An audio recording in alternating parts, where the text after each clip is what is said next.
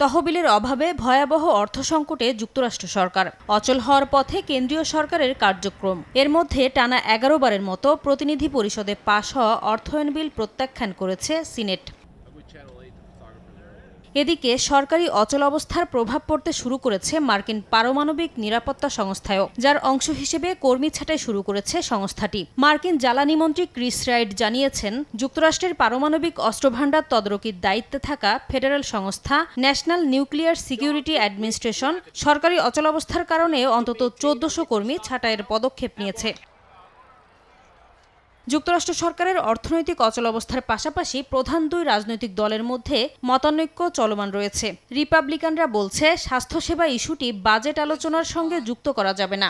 অন্যদিকে ডেমোক্র্যাটরা চায় এমন একটি অর্থায়ন বিল পাশ হোক যেখানে স্বাস্থ্য বীমা হারানোর ঝুঁকিতে পড়তে হবে না। বর্তমানে প্রায় ১৪ লাখ সরকারি কর্মচারী বেতন ছাড়া কাজ করছেন অথবা ছুটিতে আছেন। এদিকে হাউস অব রিপ্রেজেন্টেটিভ তাদের দায়িত্ব পালন করেছে জানিয়ে এখন সিনেটের পদক্ষেপ নেওয়ার সময় বলে মন্তব্য করেছেন স্পিকার মাইক জনসন।